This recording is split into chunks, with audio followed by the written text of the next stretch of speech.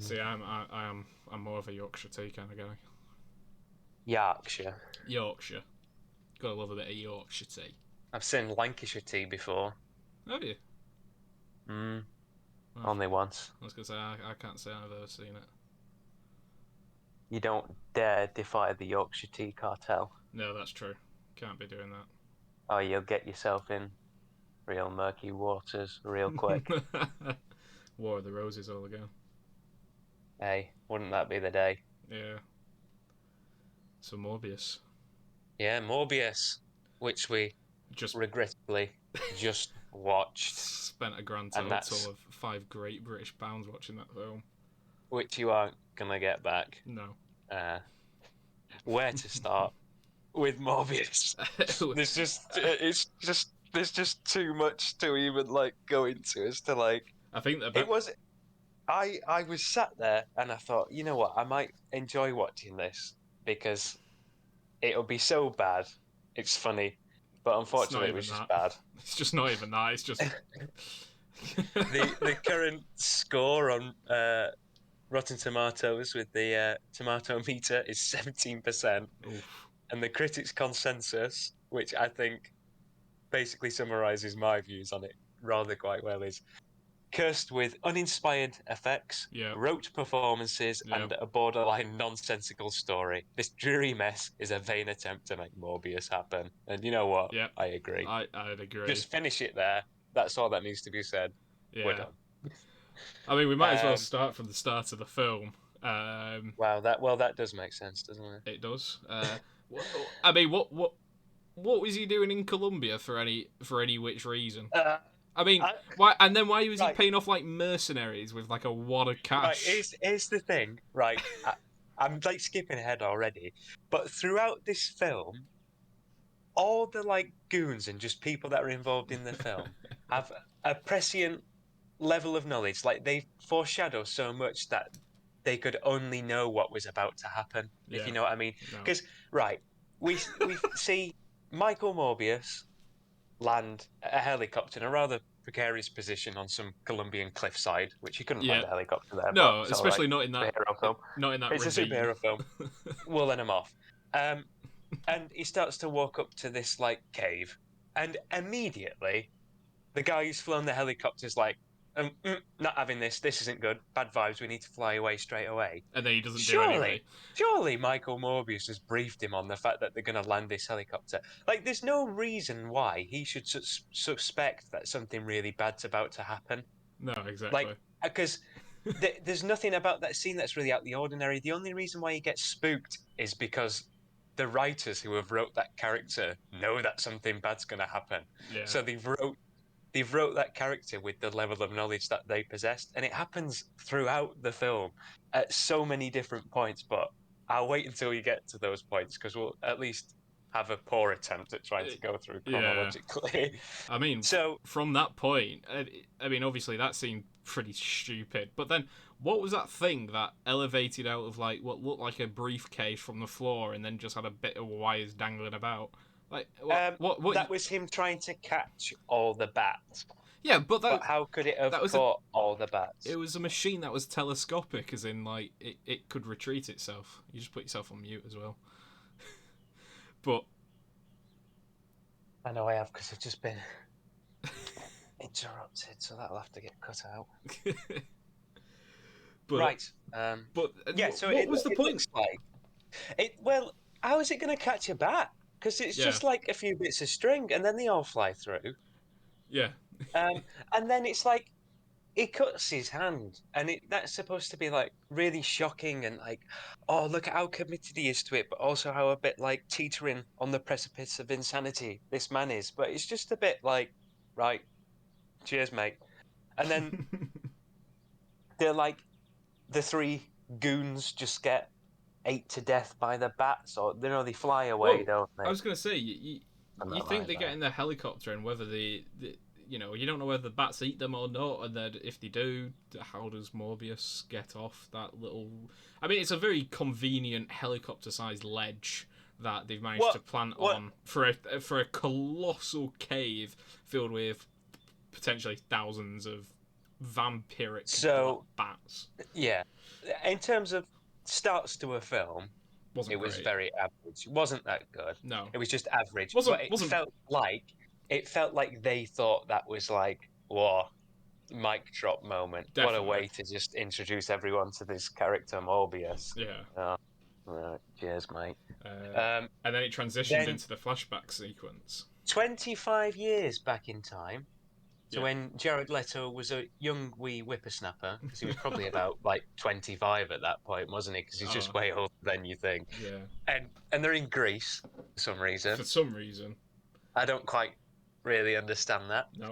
And then you meet Milo, which is Matt Smith's character, who isn't actually called Milo. He's called like Laurie, Lucius. It's something that sounds like the devil, but it's not quite. Yeah, which that name's I think said about 3 times during the entire film. Um, but the reason why he's called Milo is because he shows up, he says his name to Jared Leto's character. And he Well, just not obviously played by Jared Leto at this point, played so Michael Morbius, and he says, "You're called Milo," and he's like, "All right, I'm called Milo." yeah, That's what an that's origin nice. story. Why not just make Matt Smith's character actually be called Milo? Because I'm guessing it must be something to do with like in the comic books, his like sidekick or his main nemesis or whatever is called Milo. Yeah, Just have Matt Smith's character be called Milo.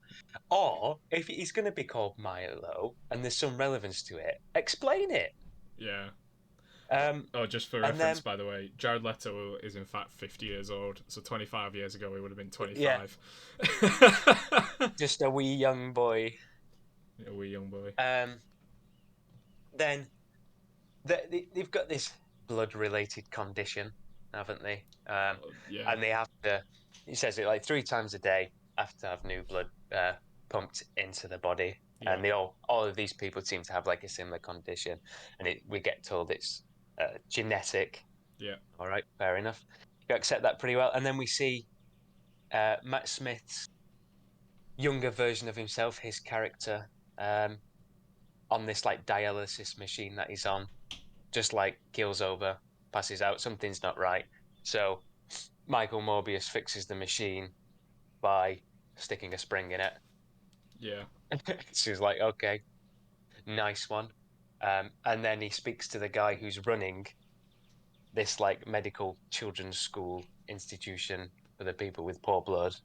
Um, and he's like, wow, you're so smart, you're so clever. We'll send you off to a really smart school because you fixed the machine, which took intelligent people to make. yeah, Um, and that's that really. And then what we get a bit later, because this is trying to now set up Matt Smith's character. What's he like? What's his nature? Is the note that he gets given by Michael Morbius's character about how they're going to be best friends and stay in touch forever, blows out of the window onto the floor, and there's some naughty schoolboys outside reading it and having a laugh. yeah. So he goes out with his crutches, And beats one of them up. says like, "Hey, pack it in, lads. I want that back." Hits one of them around the head with his wooden crutch, and then proceeds to get beat up on the floor.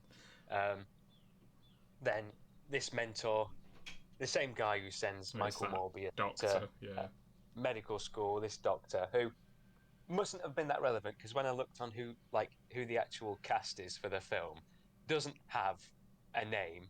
He's played by Jared Harris, and his name for the film is just Morbius's mentor. really. Oh, what a Yeah, so he doesn't even get given a name. what a Yeah. So he goes, shoot, get away, boys, get away, like that, and then they all scamper off. yeah. Apart from the one that he smacks on the head with the crutch because he's lying around rolling on the floor. And then young Matt Smith goes to beat him up. Yeah, I thought this was a good one actually because I think this was one of the better moments of the films where they revealed his character. Yeah. In the sense that once obviously his mentor, played by Jared Harris, had come and scared the boys away and picked him up. Matt Smith's character went back for seconds, didn't he, when the other guy was vulnerable and down on the floor? Yeah. Showed that he had a bit of anger. That was really good. And I thought that foreshadowed what his character was going to become like. Quite good. The only problem is it was played by child actors and it was just bad acting. But if it's a child, what can you do? Yeah. Be a child actor, hasn't it?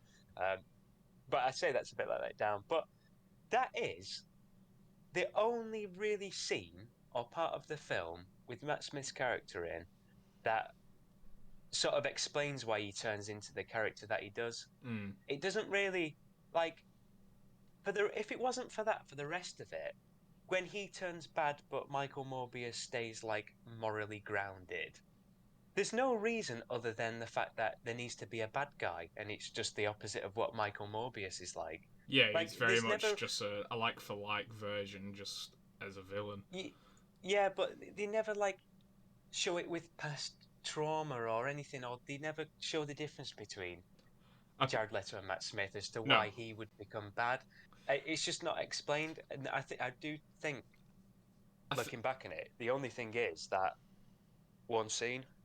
I think there's that. I think the only other scene I can think of, which is just trying to play devil's advocate to your point, is the fact that Jared Leto's Michael Morbius is allowed to go to this specially gifted school.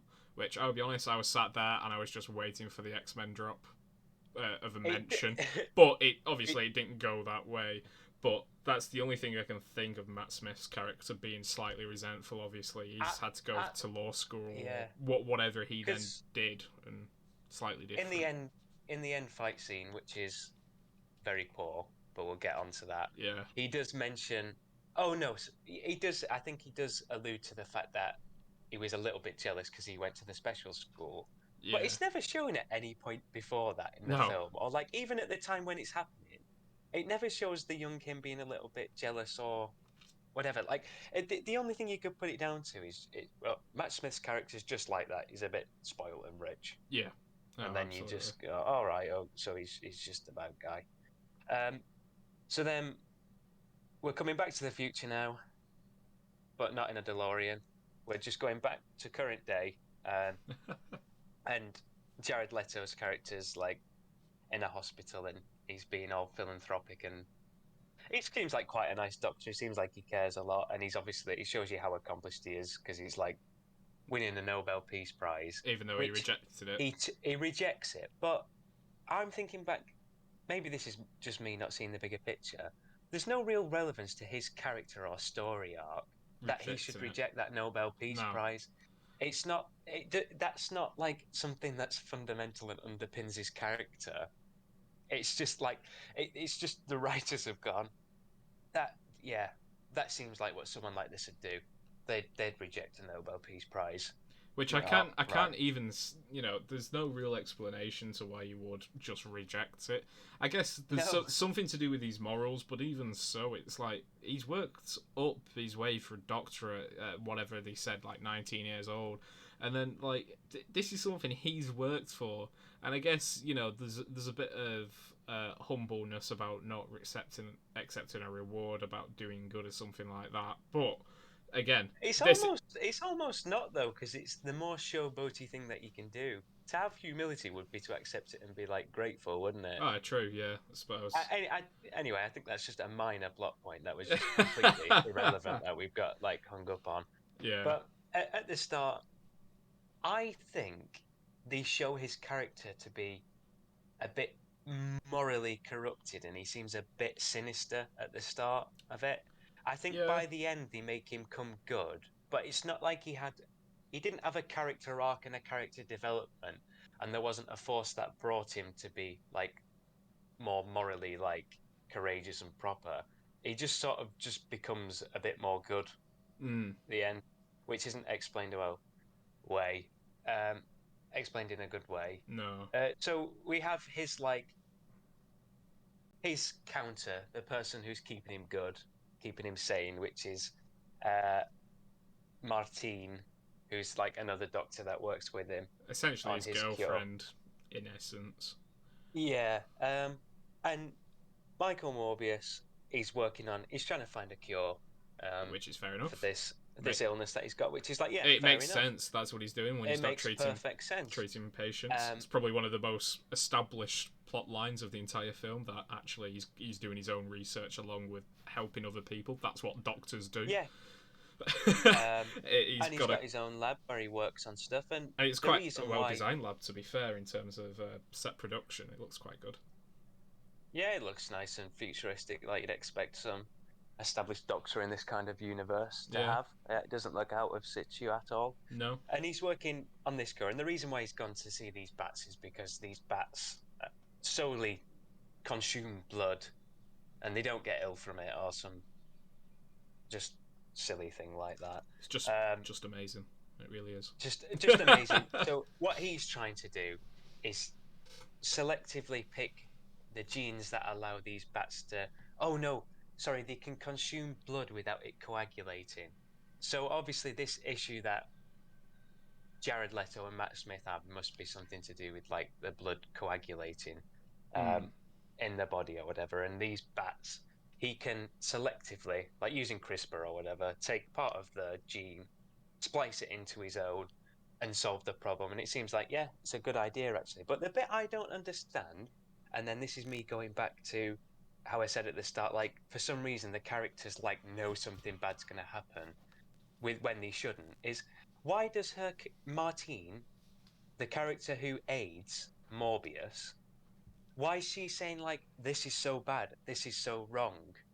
Like, there's no reason why she would be sort of saying like it's so wrong that you're studying on, using these bats to try and cure your own illness, other than the fact that she knows in the future he's going to turn into some bat vampire demon monster. Yeah. Like, I picked up on that like whilst I was watching the film, and I just thought like maybe I don't know the full legalities and in and outs of actually trying to sort like terminal illnesses in people, but why would she take so much umbrage and like offense and be so standoffish about the fact that he's just conducting his research? Other than she knows that he's going to turn into like Morbius. Yeah. I suppose it's trying to foreshadow what's going to happen, even though everybody knows what's going to happen within the story. But Yeah, yeah. but then it's like we should be. We know he turns into Morbius because we've all seen the trailers and the promotional stuff. But to an extent, it should be left up to us to like decide. And it's just weird that she would like know, because then the next bit is they've established it's illegal for him to do this. Okay, so he's been a bit rogue here, isn't he? He's working outside of what's allowed and what's proper because he's so passionate about getting this done. Mm. So they're on a ship in international waters. Which Fair enough. Conduct. again makes Yeah, sense with an illegal understand. experiment. You do it on international waters. That is better than just doing it in some janky lab in the But bottom of New York.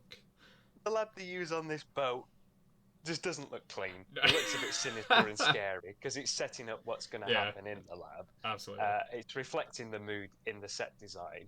But these people that are like actually sailing the ship and manning the ship, why do they have guns? I don't. They have they carry around guns, and the guy when he goes and checks up on the experiment, goon number one, let's call him, Well, I tell you what. he's walking in there with his gun as if he's ready, he's going to need to shoot it. But as far as they're concerned, it's just a scientist who's won a Nobel Peace Prize conducting work on trying to stop blood like Well, that coagulating.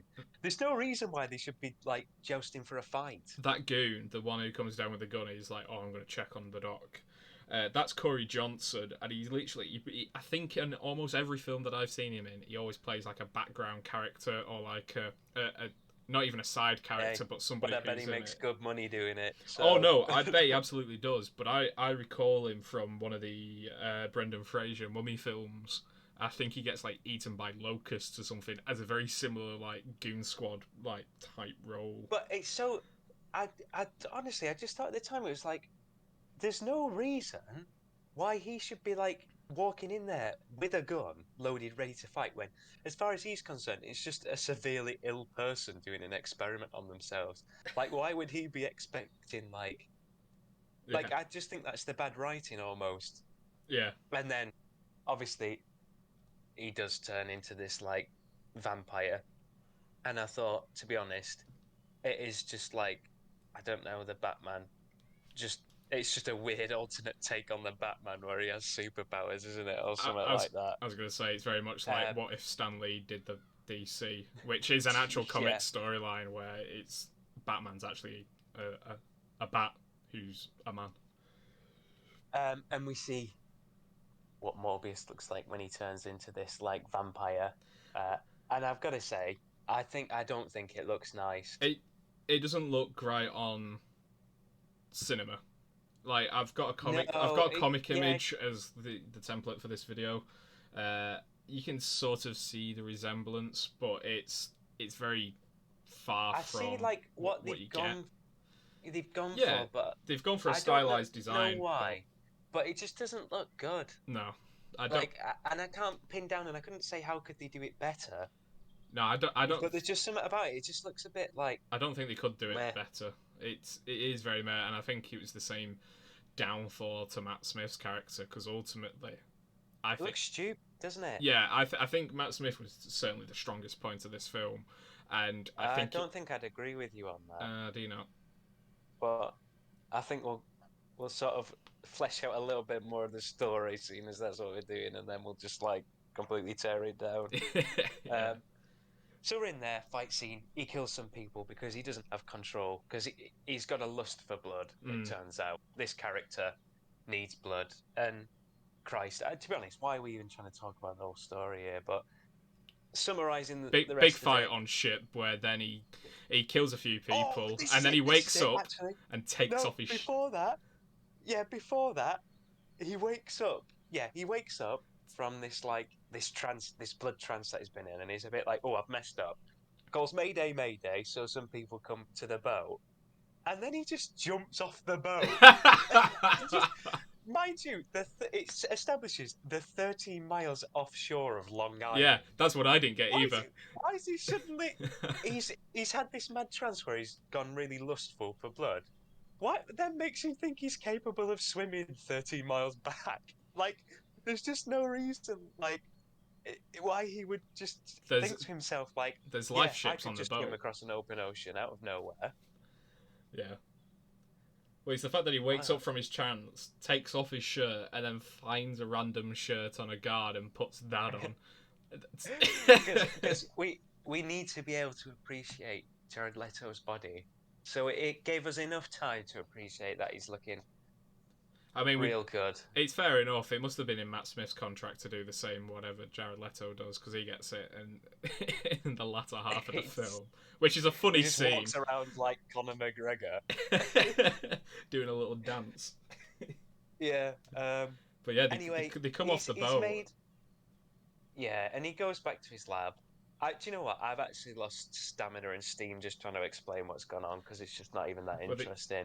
So I'd say like he has Jared Leto's character has made synthetic blood, but he also has access to real blood, and yeah, his character needs to consume blood. Like it takes over and wants to consume blood, and he can keep himself good by satiating that need by using like a bag of blood that they would have at hospital rather than trying to suck it out of someone's neck.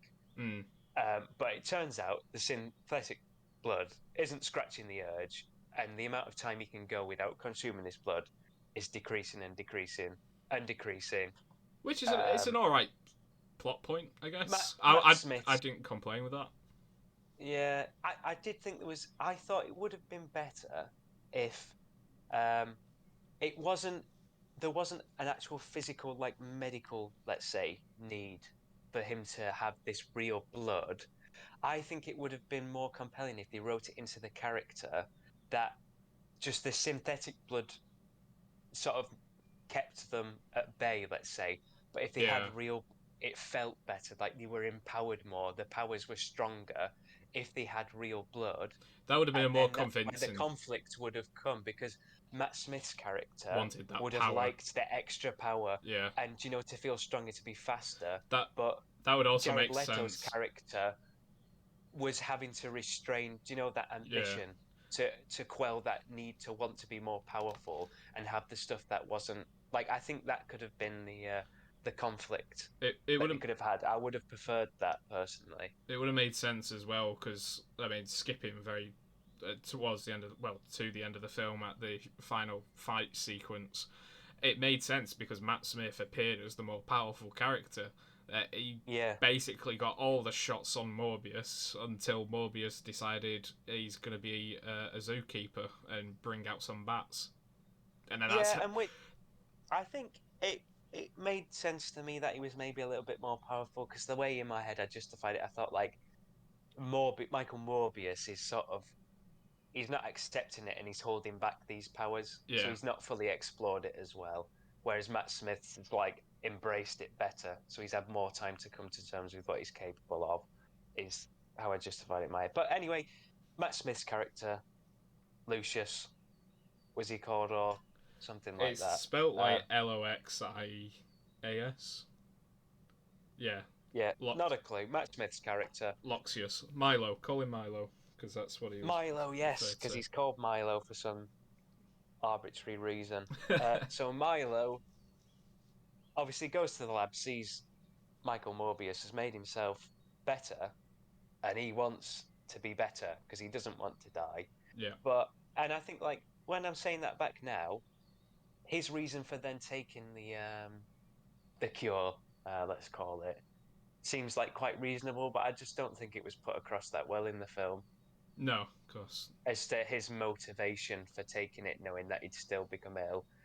I don't think it was explained that well. It was just sort of like it's an accepted thing. It's going to happen, so just like deal with it. Um, Yeah. Skipping through, Morbius wants to stay good and wants to get rid of it, and he's helped along with by that by Martine, who's also like, yeah, let's make you better.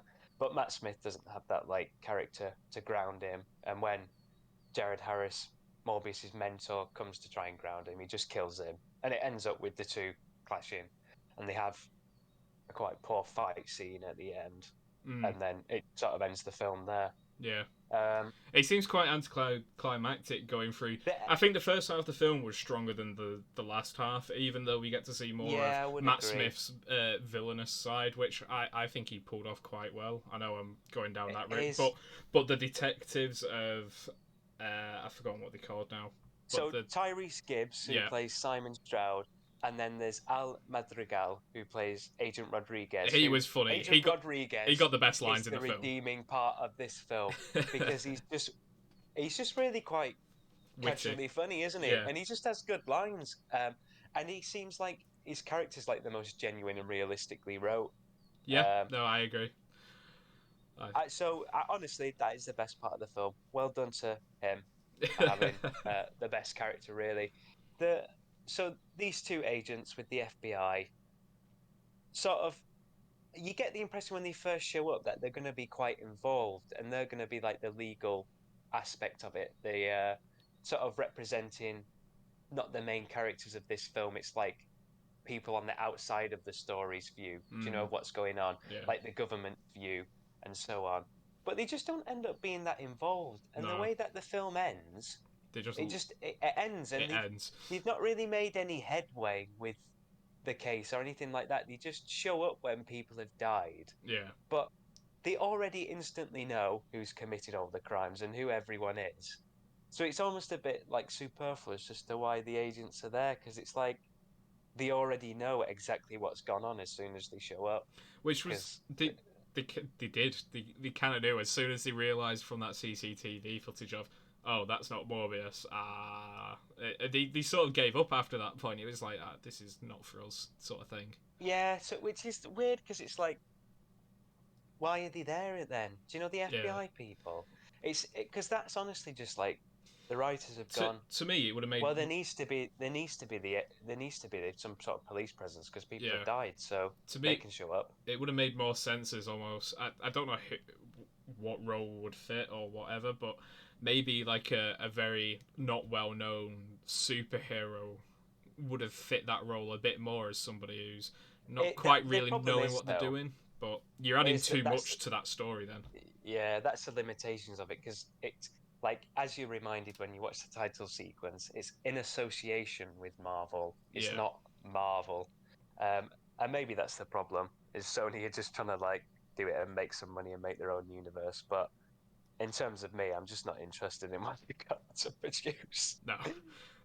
Um, so yeah, let's have a think. So actually, Morbius, how we see his powers displayed and what his powers are. Um, he's got the way he sort. We find out what his powers are is we have like a sort of montage getting to know your powers scene in his lab Yeah. where he talks over his like dictaphone and explains That his like powers to us all, and it's like it's the usual stuff of basically like nonchalantly going, I've got super speed, I've got super strength, and I have enhanced hearing. I yeah. think I So am the superhuman. It was very that was it. That was basically the monologue that he managed to spread out over 5 minutes of him throwing the a tennis ball around the room. so obviously because he's now a bat or a vampire or this weird amalgamation of the both of them, he's got echolocation, so he's got really good hearing, so like a stupidly Which high. was Uh, yeah, it was a bit overpowered, was that? But I think it was used quite well in the I bit where do you know, Martine's dying, and it's her heartbeat sort of being reciprocated on the floor. It was quite a cool effect. Like with in time with the boom boom, you could see like this yeah. like shockwave, which looked visually I quite impressive.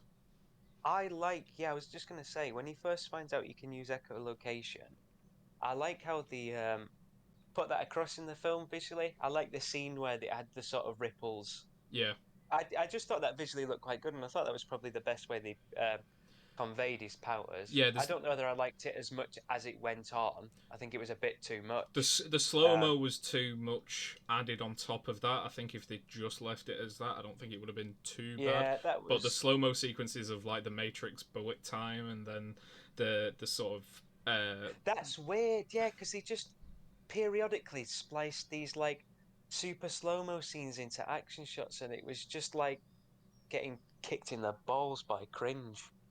yeah, Because they did the warps like whoa whoa whoa whoa whoa, and it just randomly like cut scene to this really CGI thing of him flying through the air. And yeah. I don't know whether that was meant to give us like the chills, but it No, just it, to was not it, to Chief. to me, I don't know whether you've ever seen it, but the Resident Evil film, the original, there's a scene that they're trying to replicate the bullet time from one of the game sequences, and it very much reminded me of that. It was there was no movement; it was almost jump in frame with like a dust effect.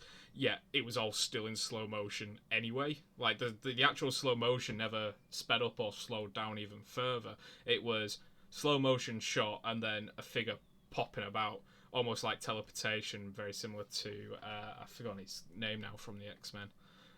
Oh, Nightcrawler. Nightcrawler, that's the one.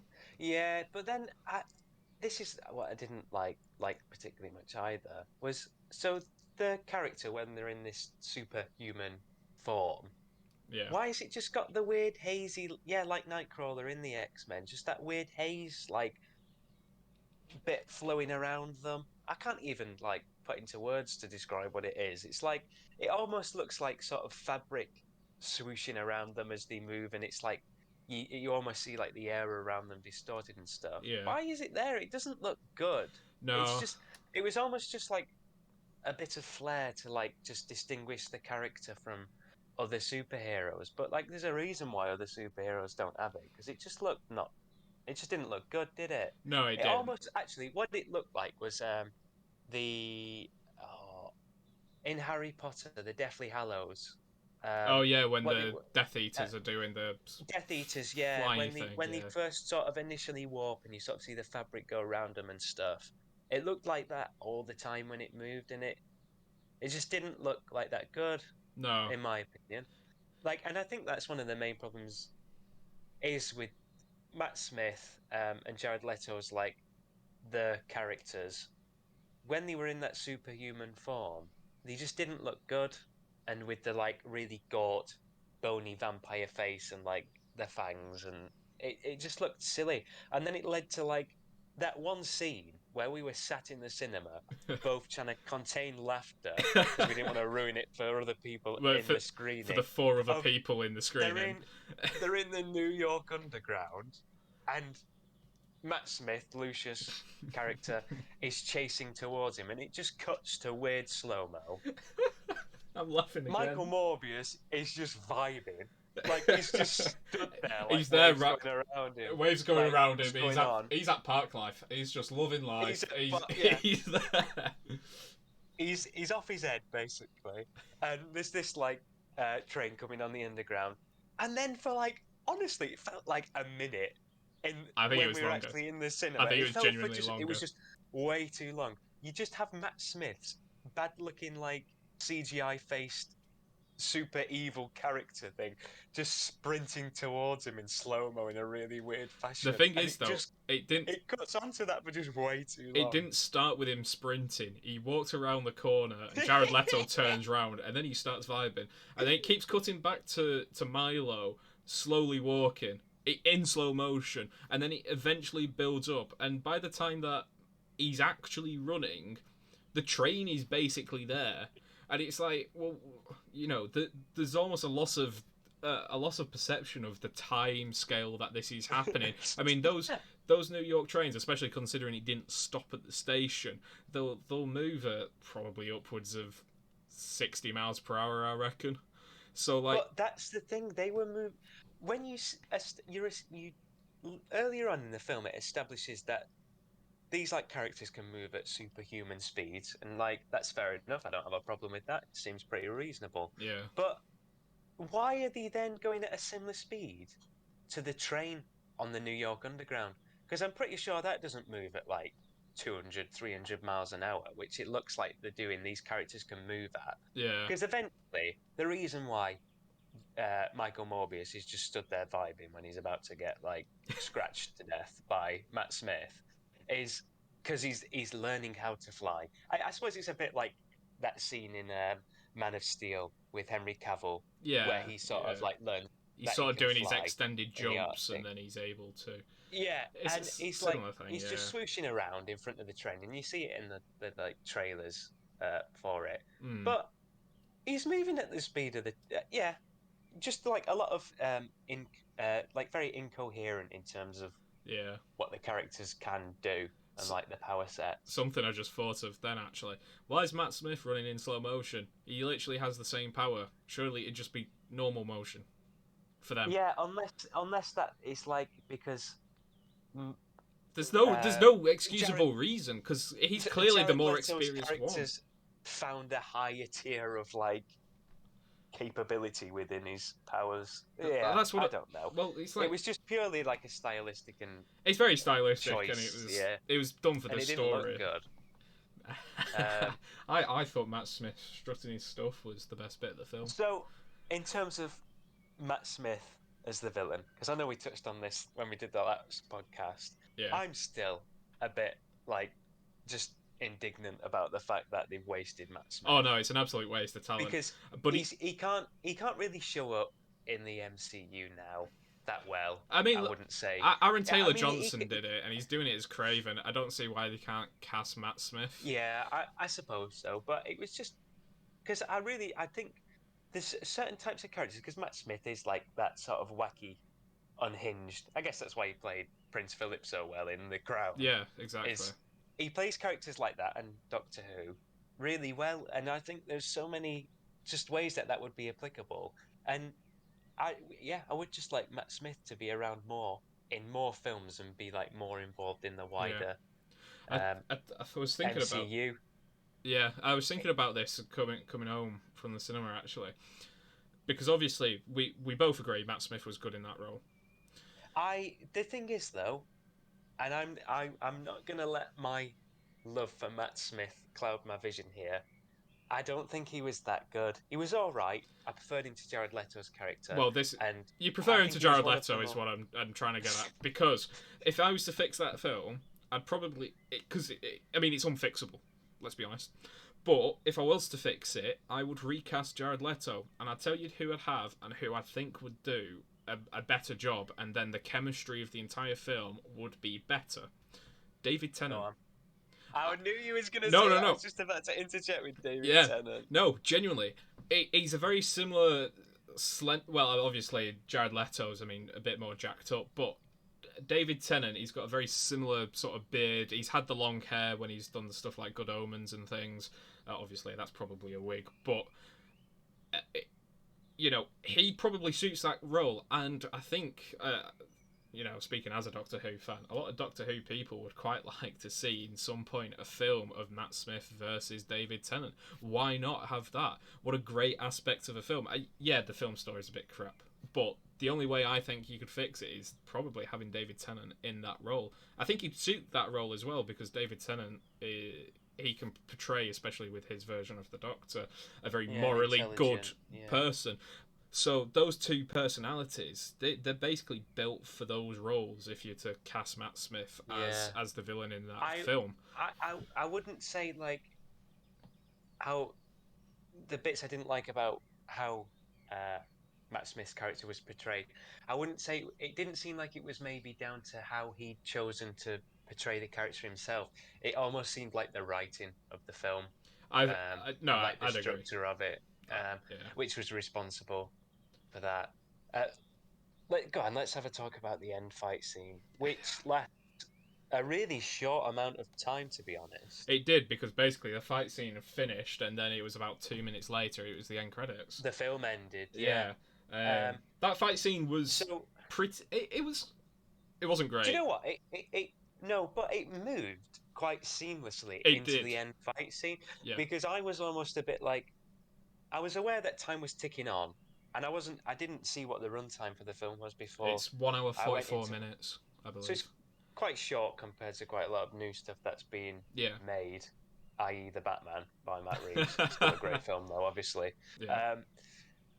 I just basically, I wasn't aware that we were going into the end fight scene, and if the end fight scene had been good, that would have been really, like, the ability to move into that quite seamlessly I think is good, but the end fight scene's just really short, looks really bad, it's underwhelming, and then it just doesn't make sense why Jared Leto's character wins in it. Yeah, I mean, basically, excusing the fact that basically Matt Smith just bodied Jared Leto and then chucked him off a construction tower and then power drived him through the ground into a vast cave in a subway system that looks like it's being built. And leaves Jared Leto's character hanging immobilized from some pipe like a bat.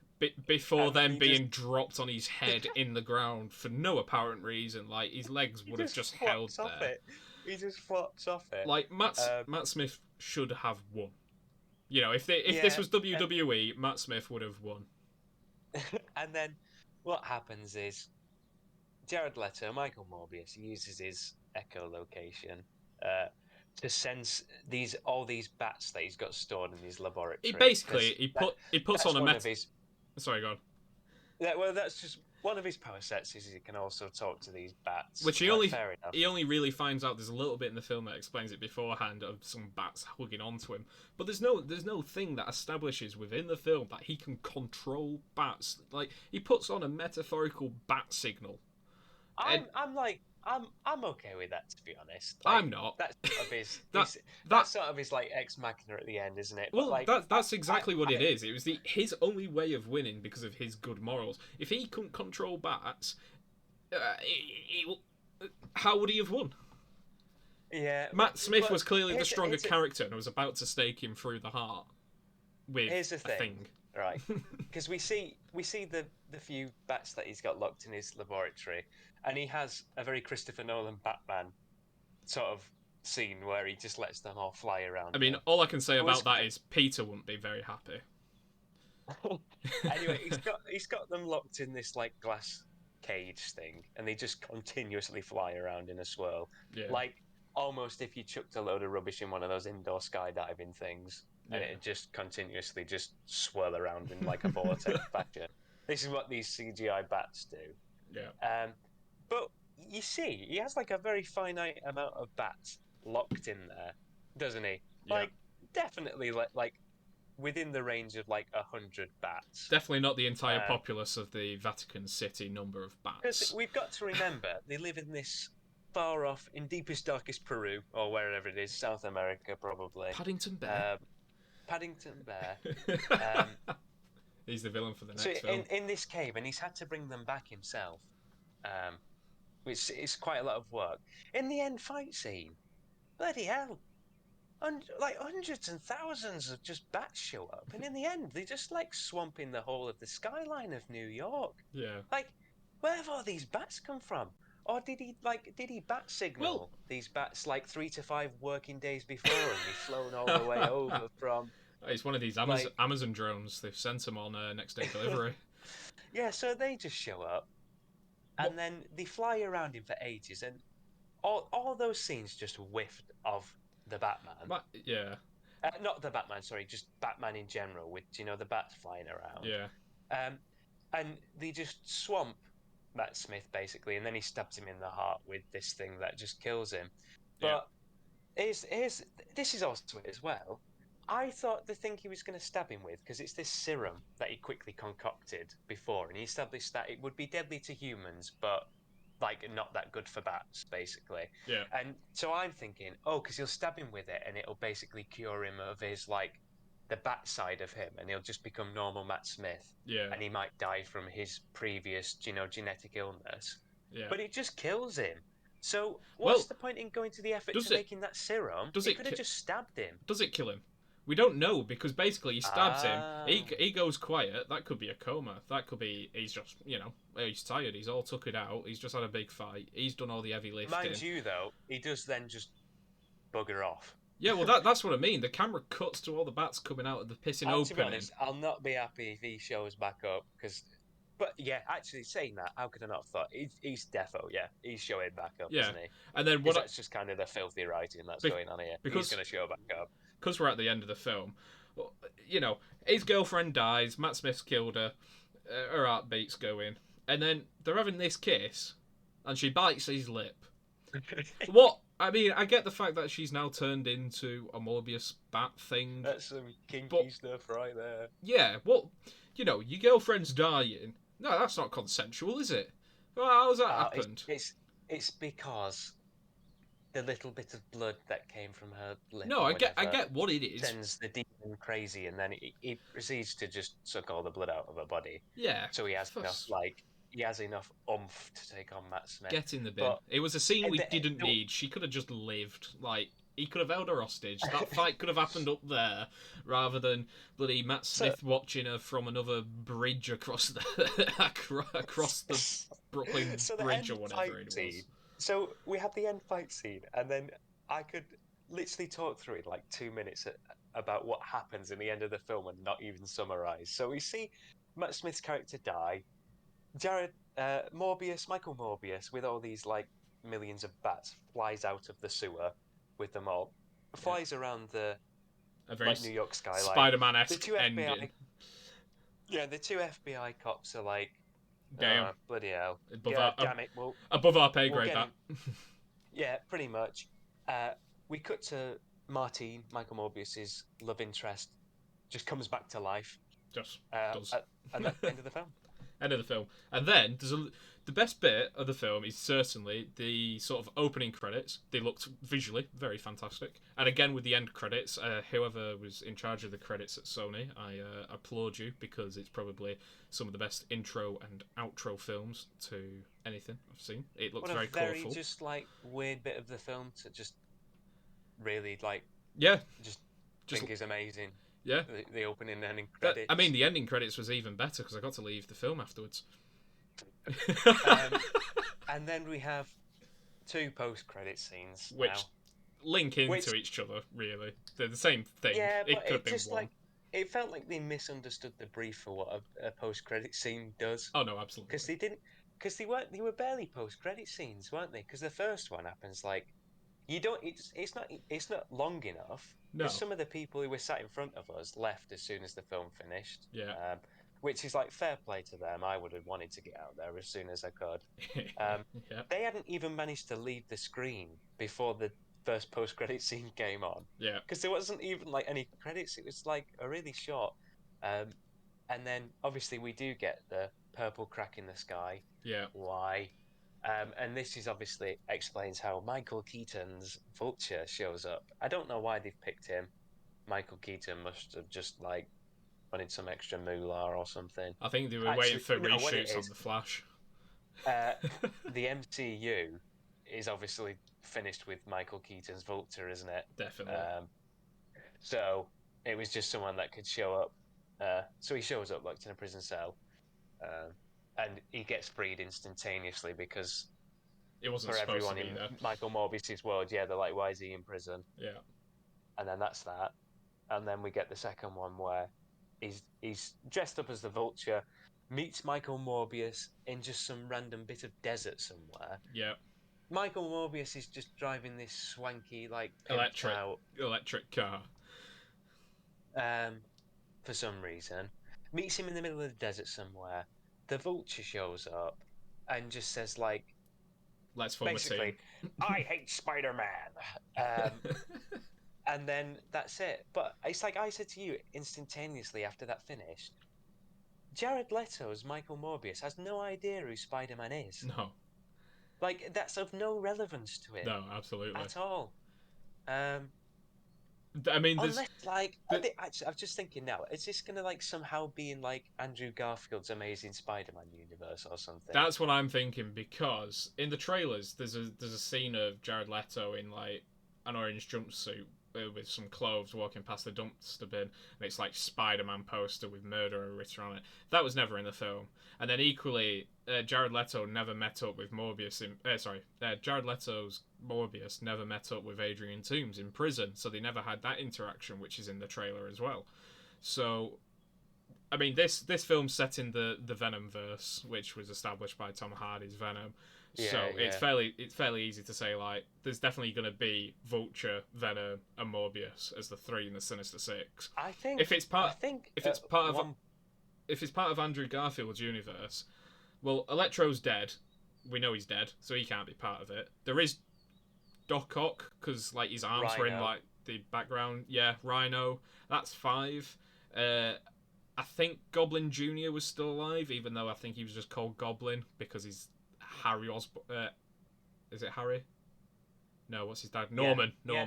Norman Osborn. Yeah. Norman Osborn in Andrew Garfield's universe never became Green Goblin. So you've got Goblin Jr. You've got your Sinister Six there, but there's also Craven. That's a new film will be coming out with Aaron Taylor-Johnson playing the role. So you've got 7 possible characters. Now, I'd probably take Goblin Jr. out of it, because I doubt the actor, who I can't name off the top of my head, will want to go and reprise that role, because it wasn't a very good role, I'll be honest, without sounding bad. But, you know, you've got your Sinister Six there, essentially. There's definitely going to be some form of Spider-Man Sony film that's not going to have any relation to the current Disney-fied Marvel stuff. At one point, when he's like earlier on in the film, when he's like crushing the hand of some like criminal who tries to stab him with a knife, and he asks him who he is, and I'm pretty sure he says, "I'm Venom." Yeah, he does do. That's what I'm saying. It's part of that same thing. But then that was just like a weird attempt at it trying to be like humorous. Yeah, that was certainly a poor point. I mean, the detectives also mentioned like, oh, we've not seen anything like this in San Francisco, which is obviously where the Venom stuff is based. So there's clearly set in that universe. I never saw the Oscop Tower, like what's shown in the trailers. Never spotted it. No. Which, I mean, they so blatantly it set it up for another film like instantaneously, because they just didn't finish the film off. No. Yeah, it's not even half a film. It's a very rough attempt. To be honest, what it feels like, Xander, is if like, what it feels like is if me and you just tried to make a film. Yeah.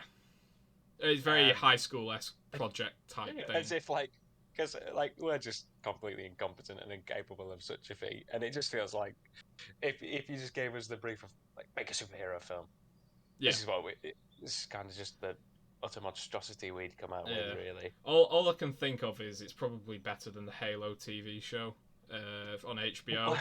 Why is that just something that's come to your mind? Because the Halo TV show, what relevance has that got? Because I believe that went over like 250 rewrites for it, and I think this film didn't have that many. So I'm just making a comparison. Hecky film. Right, rating time. I suppose we better rate it. Go on. You go first, as always, and then I'll work around that. I know you don't like it at all. Nope, not at all. It was a pain to watch. I reckon I could watch it again. I don't think I'd enjoy. No. I don't think I could enjoy No. it, but I could certainly stick it on in the background whilst I'm doing something. I'm gonna give it a 3. I was gonna give it right. I agree. My rating is a Yeah. 3, but I'm not gonna watch it again Oh at no, all. I wouldn't go out of my way to watch it, but if there's nothing else on, I'd probably stick it on. Comparing it to the Venom stuff, I'm not a big fan of the Venom stuff. It is worse I'd agree. than the Venom stuff, Yeah. and you're gonna disagree with me now, but it's also worse than anything that's in the MCU. I can only name one film that's worse, but that's because I really did not like the characters, how they were portrayed, or the CGI, because at least the CGI in this film was better. And you're gonna say Black Widow, I am. but you're just wrong. Like I know there's some stuff that's opinion and some stuff that's fact, but And I'm you are speaking just fact. wrong. Just wrong. It's just really not the case, is it? It is. That can be a conversation for another time. There we go. Morbius. So Don't 3 go out of and 10. watch it because it's just really not worth your time or money. It If you're is. that desperate, just wait until it comes onto a streaming service. Just listen to this podcast and you've basically listened to the entire story in less time. Yeah. And the worst part about it is, whilst we were sat in the cinema and you've got all the trailers coming up, Doctor Strange in the Multiverse of Madness trailer came on and it got me so hyped and so pumped up. That film And was then so I good. sat there, and then I sat there and went, oh, but I'm not watching that now. Stay It's tuned. Morbius. Stay tuned for the podcast in May for when Doctor Strange comes out. Oh yeah. gotta plug it in early. And Kenobi. Yeah. Definitely Kenobi. Kenobi. So there we go. Podcast number 2. Done. Gadoosh.